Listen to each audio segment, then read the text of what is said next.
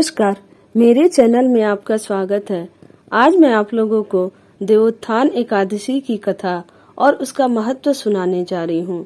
बोलो जय श्रीमन नारायण। धर्मराज युधिष्ठिर कहने लगे कि हे भगवान, अब आप कृपा करके मुझे कार्तिक माह के शुक्ल पक्ष की एकादशी के विषय में बताइए।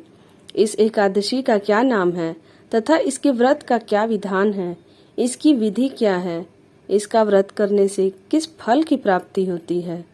कृपया यह सब विधान पूर्वक कहिए। भगवान श्री कृष्ण बोले, कार्तिक माह के शुक्ल पक्ष में तुलसी विवाह के दिन आने वाली इस एकादशी को विष्णु प्रबोधनी एकादशी, देव प्रबोधनी एकादशी, देवोत्थान, देव उठव एकादशी, देव उठनी एकादशी, कार्तिक शुक्ल एकादशी तथा प्रबोधनी एकादशी भी कहा जाता है। यह बड़े बड़े पापों का नाश करने वाली है। इसका महात्म्य मैं तुमसे कहता हूँ, ध्यान पूर्वक सुनो। देवोत्थान एकादशी की व्रत की कथा। एक राजा के राज्य में सभी लोग एकादशी का व्रत रखते थे।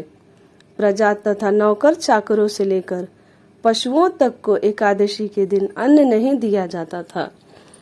एक दिन किसी दूसरे राज्य का एक व्यक्ति राजा के पास आकर बोला, महाराज, कृपा करके मुझे नौकरी पर रख लें।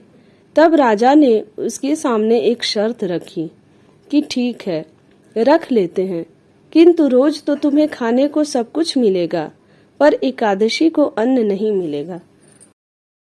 उस व्यक्ति ने उस समय हाँ कर ली, पर एकादशी के दिन जब उसे फलाहार का सामान दिया गया तो वह राजा के सामने जाकर गिड़गिड़ाने लगा, महाराज, इससे मेरा पेट नहीं भरेगा, मैं भूखा ही मर जाऊंगा, मुझे अन्न दे दो।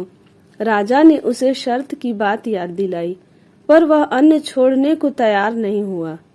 तब राजा ने उसे आटा, दाल, चावल आदि दिए। वह नित्य की तरह नदी पर पहुंचा और स्नान कर भोजन पकाने लगा। जब भोजन बन गया तो वह भगवान को बुलाने लगा, आओ भगवान, भोजन तैयार है। उसके बुलाने पर पीताम्बर धारण किए भगवान चतुर्भुज रूप में आ पहुंचे तथा प्रेम से उसके साथ भोजन करने लगे। भोजन आदि करके भगवान अंतर्ध्यान हो गए तथा वह अपने काम पर चला गया। 15 दिन बाद अगली एकादशी को वह राजा से कहने लगा कि महाराज, मुझे दुगना सामान दीजिए। उस दिन तो मैं भूखा ही रह गया। राजा ने कारण पूछा तो उसने बताया कि हमारे साथ भगवान भी खाते हैं, इसलिए हम दोनों के लिए ये सामान पूरा नहीं होता। यह सुनकर राजा को बड़ा आश्चर्य हुआ। वह बोला, मैं नहीं मान सकता कि भगवान तुम्हारे साथ खाते हैं। मैं तो इतना व्रत रखता हूँ, पूजा करता हूँ, पर भगवान ने मुझे कभी दर्शन नहीं दिए।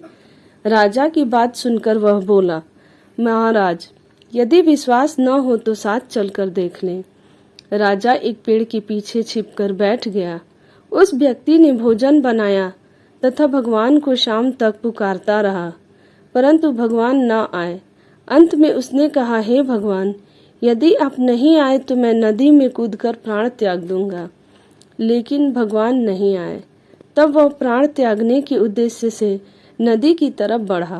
प्राण त्यागने का उसका दृढ़ इरादा जान शीघ्र ही भगवान ने प्रकट होकर उसे रोक लिया और साथ बैठकर भोजन करने लगे। खा पी कर वे उसे अपने विमान में बिठाकर अपने धाम ले गए। यह देख राजा ने सोचा कि व्रत उपवास से तब तक कोई फायदा नहीं होता जब तक मन शुद्ध न हो। इससे राजा को ज्ञान मिला। वह भी मन से व्रत उपवास करने लगा और अंत में स्वर्ग को प्राप्त हुआ। अब मैं आप लोगों को देव उठनी एकादशी की दूसरी कथा सुनाने जा रही हूँ। बोलो जय श्रीमन नारायण। एक राजा था। उसके राज्य में प्रजा सुखी थी। एकादशी को कोई भी अन्न नहीं बेचता था। सभी फलाहार करते थे। एक बार भगवान ने राजा की परीक्षा लेनी चाहिए। भगवान ने एक सुंदरी का रूप धारण किया तथा सड़क पर बैठ गए। तभी राजा उधर से निकला और सुंदरी को देख चकित रह गया। उसने पूछा, हे सुंदरी, तुम कौन हो और इस तरह यहाँ क्यों बैठी हो?